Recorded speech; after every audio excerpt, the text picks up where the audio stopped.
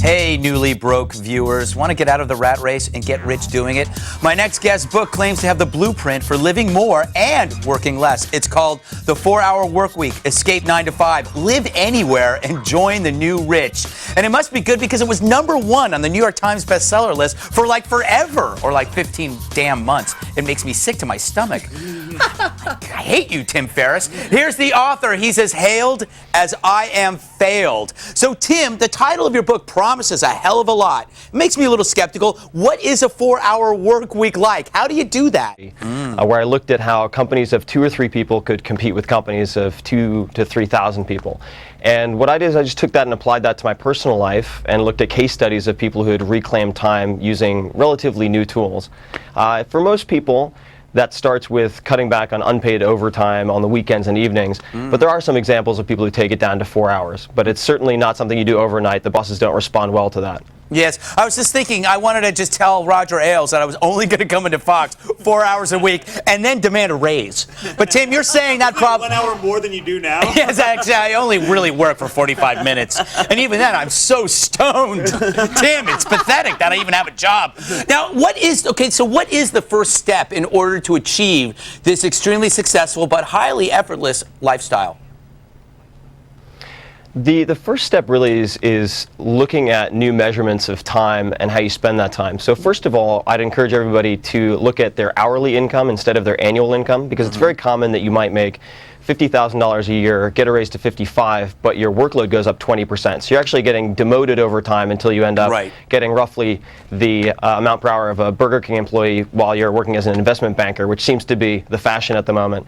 So a good way to approximate that is to just take your annual income, let's say it's $50,000, cut off the last 3 zeros and cut that in half. You make $25 an hour.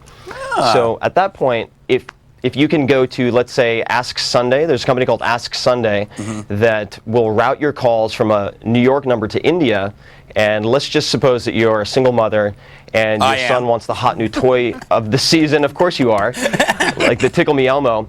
Yeah. Rather than spend your entire Saturday looking for that toy, you call Ask Sunday, you say, here's my zip code, call every toy store within a 10-mile radius, reserve it for me, call me when it's ready, and you save yourself 5 hours. So $125 for 2 hours. Tim, that may work if you want to Tickle Me Elmo doll, but I'm not that kind of sicko you think I am. You know, it's funny, I did the little equation for Bill, and it came out to 37 cents an hour. Yeah.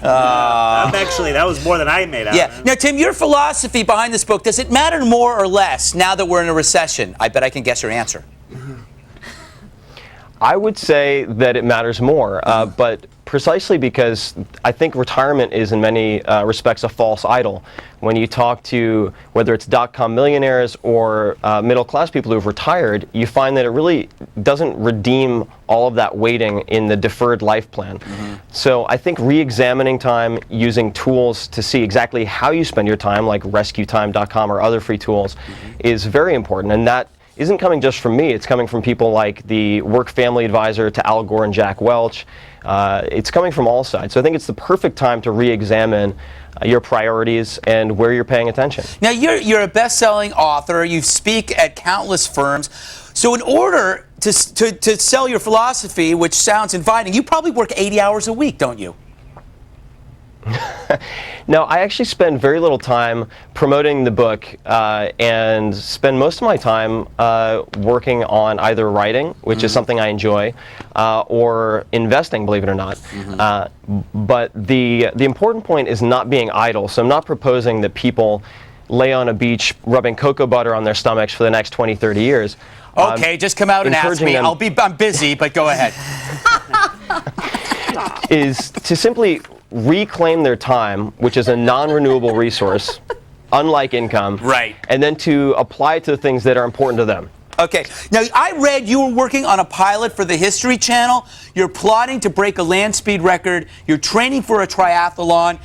You're planning a flamenco dancing trip to Madrid. Where do you find time to perform open heart surgery? That's what I want to know.